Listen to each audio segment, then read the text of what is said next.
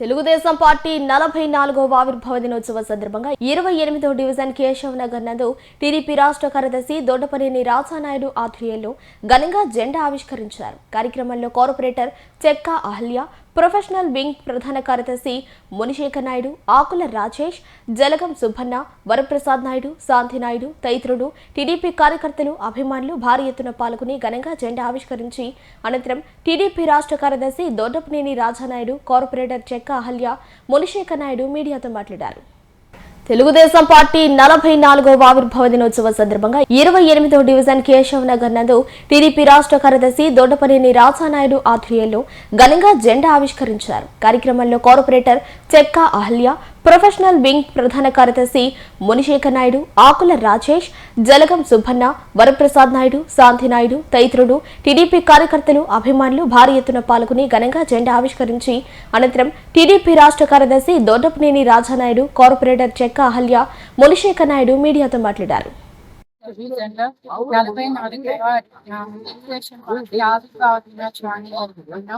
ఈ కార్యక్రమానికి ముఖ్య అతిథిగా చేసిన రాష్ట్ర నాయకులు రాజానాయుడు అన్న గారికి, ఇక్కడికి ఇచ్చేసిన నాయకులందరికీ ప్రత్యేక ధన్యవాదాలు.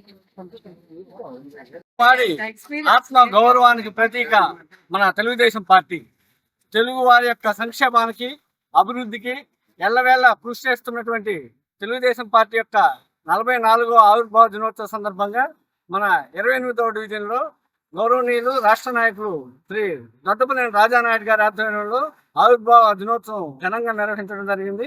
ఇందులో మన డివిజన్ తెలుగుదేశం పార్టీ కార్యకర్తలు, నాయకులు అందరూ సమిష్టిగా పాల్గొని కార్యక్రమాన్ని విజయవంతం చేయడం జరిగింది. అందరికీ ధన్యవాదములు.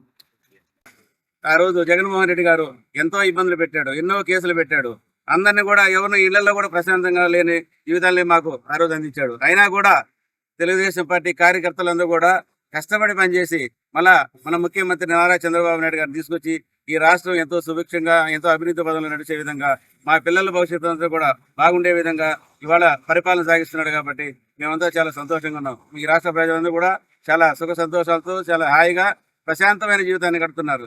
కాబట్టి ఈ రోజైనా కూడా ఇంత ప్రాంతీయ పార్టీని, ఇంత గట్టి పునాదుల్ని చేసిన మా స్వర్గీయ ఎన్టీ రామారావు గారిని మరి ఒకసారి స్మరించుకుంటూ ఈ రాష్ట్ర ప్రజలందరూ కూడా ఒక మంచి నిర్ణయంతో ఎప్పుడు కూడా చంద్రబాబు నాయుడు గారిని ఆశీర్వదించాలని